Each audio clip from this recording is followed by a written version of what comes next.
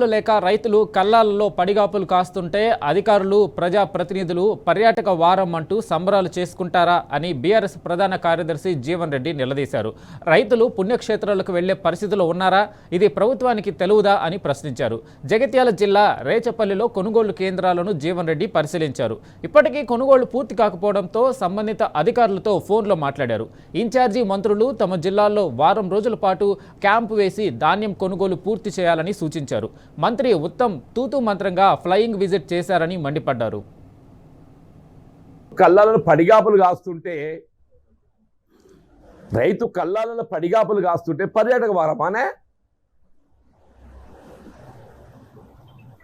రైతులు పుణ్యక్షేత్రాలు పోయేటట్టున్నారా?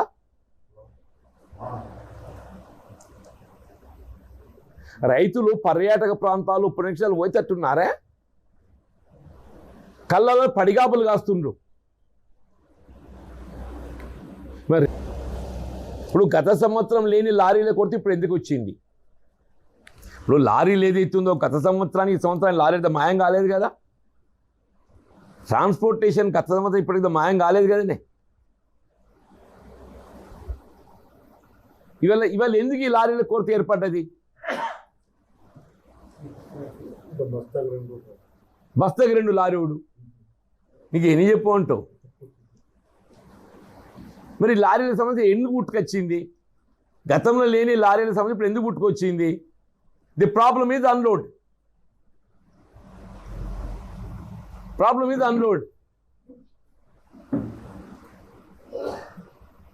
మళ్ళీ కొత్త బస్తాలు అయితే మీరు దించుకోమంట.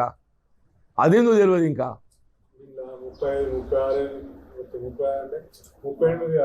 38 42 కౌంట్ చేయాలి.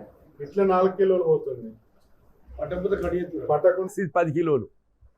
ఈ 10 కిలోలు Revanth Reddy tax, RR tax. నాకు మావుడు చెప్పాడు.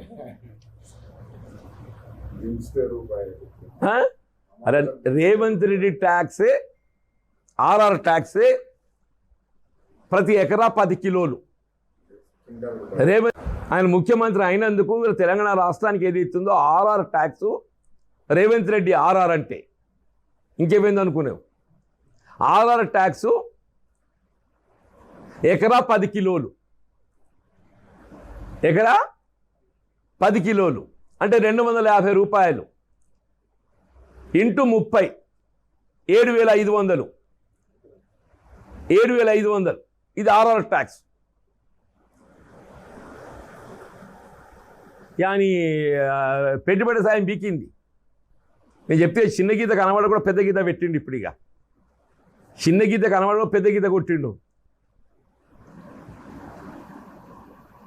ఇప్పుడు 8 కొడితే దెబ్బ కనబడద్దంటే ఏం చేయాలంటే కడుపులో కొట్టాలి. 8 కొట్టే దెబ్బ కనబడదంటే ఏం చేయాలనే? కడుపులో కొట్టాలి. ఇప్పుడు కడుపులో కొడుతుంది.